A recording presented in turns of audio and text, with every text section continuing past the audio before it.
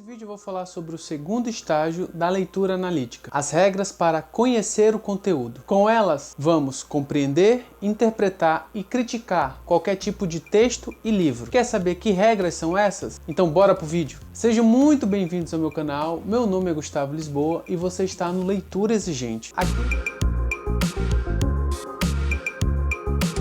Aqui falamos de obras expositivas, resumo, resenha, análise, reviews de livros. Se você gostou desse tema, já deixa um like. E se você gosta desse tipo de assunto, se inscreve no canal. Bora pro vídeo. O conceito de leitura analítica foi retirado da obra Como Ler Livros, de Mortimer Adler. Aqui eu estou utilizando as palavras livro, autor, obra como sinônimos. A leitura analítica, ela é o terceiro nível da leitura. Só é possível realizar a leitura analítica através da leitura ativa.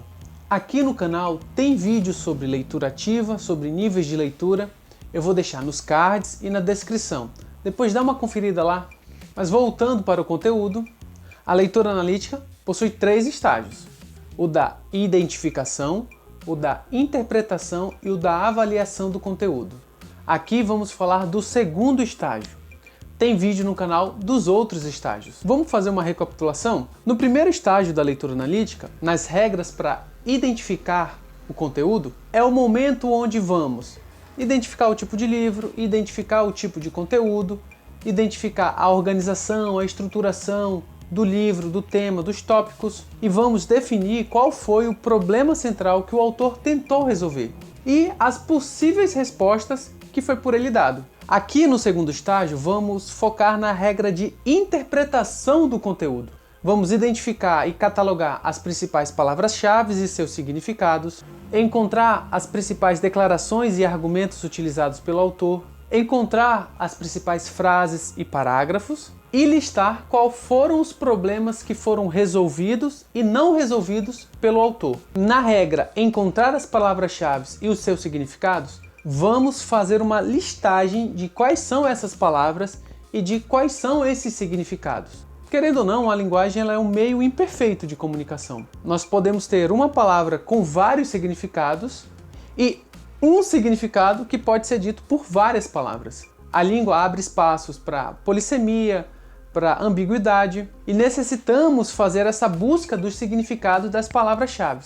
Para encontrar essas palavras-chave, Adler formula algumas regrinhas. Primeiro que a palavra-chave vai ser aquela que o autor busca dar um significado especial para ela. É aquela que o autor não quer que você entenda errado. O tema central da obra, a divisão dos capítulos, o nome dos capítulos, dos subcapítulos, são indicadores das palavras-chave.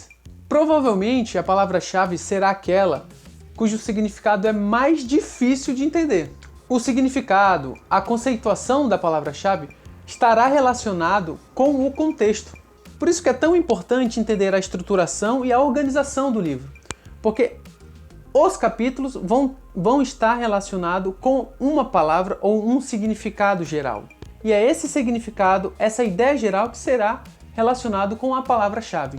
A segunda e a terceira regra são encontrar as principais declarações, as principais argumentações, os principais parágrafos e frases. Como os conceitos aqui se misturam, eu decidi colocar tudo na mesma regra. Uma preposição é uma declaração, é uma afirmação, é uma expressão do julgamento. Esse julgamento ele pode ser verdadeiro, falso, parcialmente verdadeiro, parcialmente falso. Essas declarações, essas afirmações, elas querendo ou não, elas se relacionam com a intenção do autor. Um livro que aborda as mudanças climáticas pode ter a intenção de mostrar que ela não existe, mostrar que ela é culpa do ser humano, mostrar para ela que ela é inevitável. O autor pode sinalizar suas intenções através de uma dessas argumentações. A intenção do autor, a intenção do texto, ela querendo ou não, representa uma opinião. Essa opinião é a ideia matriz que sustenta os argumentos. Uma forma fácil de encontrar as principais declarações, as principais argumentações é entender qual é a intenção do autor. Um argumento é uma série de afirmações que dá base para a fundamentação. Agora, olha essa construção.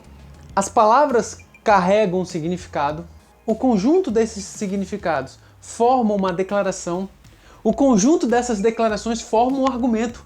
E o argumento estará contido nas frases e parágrafos. Frase é todo enunciado capaz de transmitir um sentido pleno. As frases podem expressar perguntas, respostas, soluções. Podemos ter frases com umas ou várias palavras. Podemos ter frases simples e frases complexas.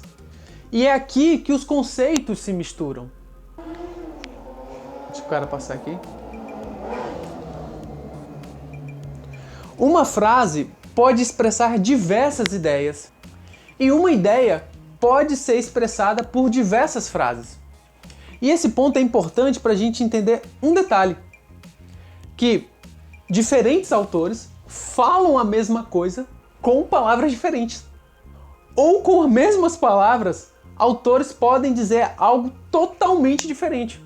Isso porque as palavras naturalmente carregam polissemia, ambiguidade ou a própria construção de falsos argumentos ou falsas declarações podem construir sentidos diferentes para a mesma frase. Por isso que é tão importante transmitir o conteúdo com as próprias palavras. Do leitor não ser um mero repetidor do autor. Esse é um dos sinais mais concretos de domínio de conteúdo. Expressar o que outros falaram com as próprias palavras. E como podemos fazer para encontrar as principais frases e principais parágrafos?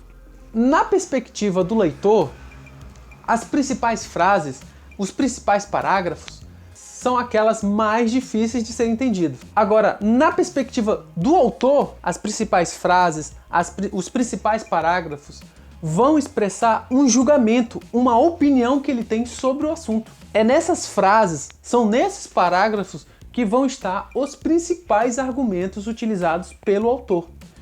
Como encontrar as principais preposições? As principais afirmações estarão nas principais frases, nos principais parágrafos.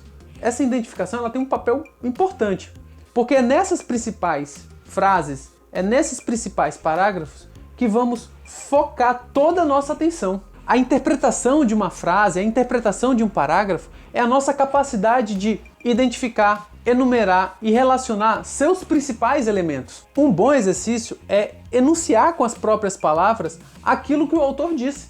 É fazer os seus próprios exemplos, é fazer suas próprias analogias, é fazer suas próprias observações.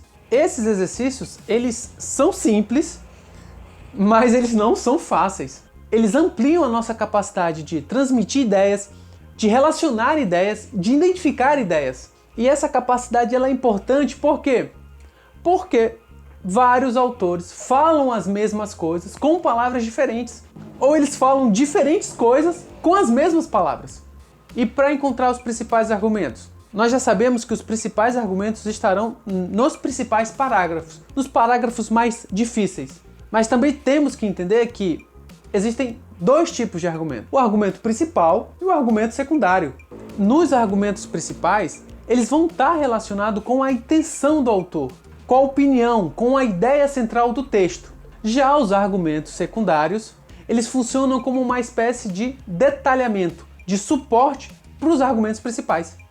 Antes de escrever um livro, um autor ele tem uma ideia geral, uma hipótese geral, uma opinião. Para sustentar essa visão, ele utiliza uma série de afirmações, uma série de declarações que vão construir bases para essa opinião, para essa crença, para essa tese. Por isso que antes de sequenciar quais são os principais argumentos, quais são as principais declarações, nós temos que identificar qual é a principal intenção do autor, qual é a principal intenção do texto, qual é a sua opinião, qual é a sua ideia central.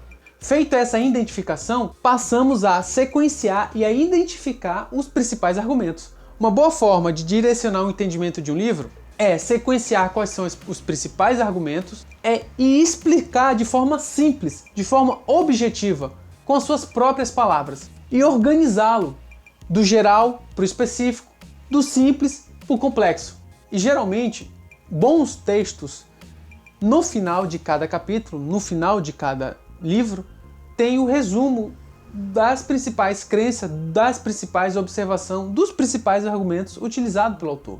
Na última regra, nós vamos identificar quais problemas foram resolvidos e quais problemas não foram resolvidos, e tentar entender se o autor tinha ou não condição de solucionar todos os problemas por ele proposto. O autor ele formula uma problemática e ele tenta dar uma resposta. A problemática é meio que um tema central do livro e a resposta é o livro inteiro.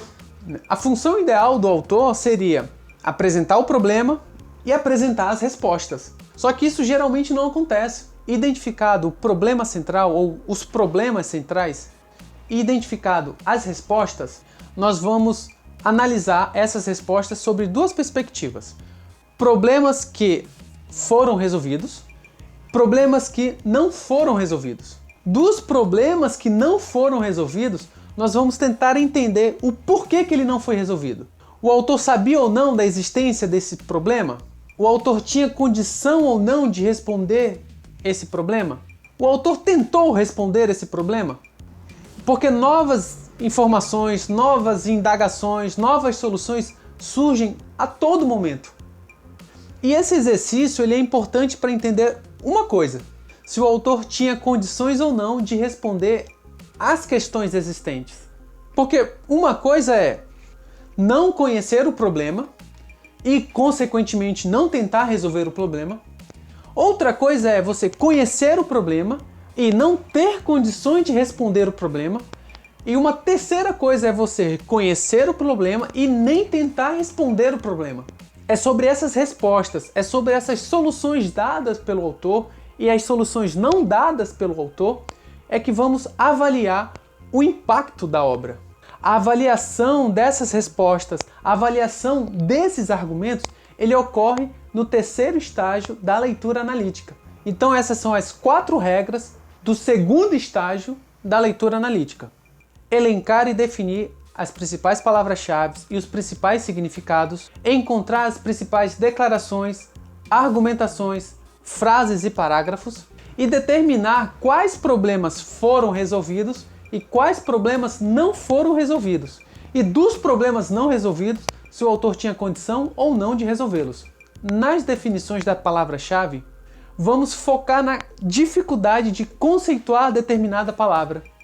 Vamos prestar atenção naquelas palavras que o autor tentou dar um significado especial ou aquelas palavras que estão relacionadas ao tema, ao capítulo, ao subcapítulo, à temática da obra. A intenção do autor vai estar relacionada com o problema central da obra. A intenção, geralmente, é no sentido de investigar ou convencer alguém de algo. Os argumentos, eles vão estar relacionados com os problemas centrais, com as soluções desses problemas e com a intenção levantada pelo autor. São nas frases, são nos parágrafos difíceis que geralmente está a intenção do autor, lugar onde ele se concentrou para fazer com que toda a sua opinião viesse à tona. O tema do livro ele se inicia com um problema e a resposta é o seu conteúdo. O autor ele pode resolver o problema totalmente ou parcialmente, ou criar novos problemas ou criar novas soluções. Elencar todos os problemas levantados pelo autor, elencar todas as respostas, soluções dadas pelo autor, elencar os problemas que foram resolvidos e os problemas que não foram resolvidos. E definir se o autor tinha conhecimento ou não dessa resolução. São formas de pôr à prova toda aquela argumentação construída pelo autor. Quando realizado toda essa identificação, estamos aptos a fazer uma avaliação crítica da fundamentação e de toda a obra. E aí, você já tinha ouvido falar sobre leitura analítica? Deixa aqui nos comentários o que você achou desse vídeo. Pessoal, se você chegou até aqui, muito obrigado pela sua atenção, muito obrigado pela sua companhia, uma ótima leitura a todos e até o próximo vídeo. Valeu!